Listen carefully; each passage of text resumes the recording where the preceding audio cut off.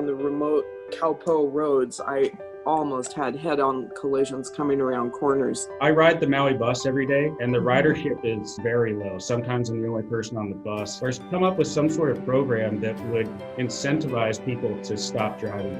You know what's funny is that the people that live in Hawaiian Homes, Tahiti Nui, was thinking about putting in toll gates. You know, we need to have those flashy crosswalk things at every single crosswalk. Yes, from you do. Welakahau all the way down to Manakai. To tell you the truth, we have bad roads in Pukalani as far as the pavement, but that just slows everybody down, so I have no problem with bad roads. I know this is going to sound a little bit obscure, but there's a lot of animals on the road. Oh. More than I've ever seen in my life.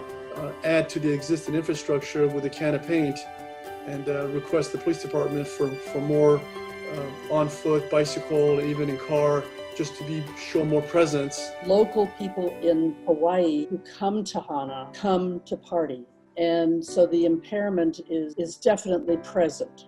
I mean, maybe more humps than bumps, you know, so that you're just not sort of trashing your car every time you go over those. I mean, why would you spend money to enforce rules where the money doesn't come to the county? I mean, it doesn't make any sense, but that's how it's set up. Large groups of cyclists that are kind of hogging the road. I don't know if there's anything, specific that can be done about that. There were certain times of the day where you don't want to drive.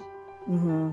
You want to avoid the areas because it is so dangerous. With the police, I think we do need to see a little bit more enforcement as far as like the speeding and the intoxicated driving. Because we have drivers from all over the world here normally that are, just swept away by the beauty, and I don't think they're necessarily paying attention, let alone with the technology in their hands. So, and those bikers on Maui Veterans Highway that decide to ride on the shoulder of the road rather than riding on the bikeway, I don't get that. They're tourists, and just like the tourist drivers, they don't know the roads, they don't know the curves or the bankment. I see them falling, and then a car has to swerve around them. I'm in the other lane. I have nowhere to go. Mm-hmm. I mean, people are driving stupid on Haleakala Highway and Hana Highway. One guy even brake checked us because we were going just 50, 60 miles an hour in the fast lane coming up country.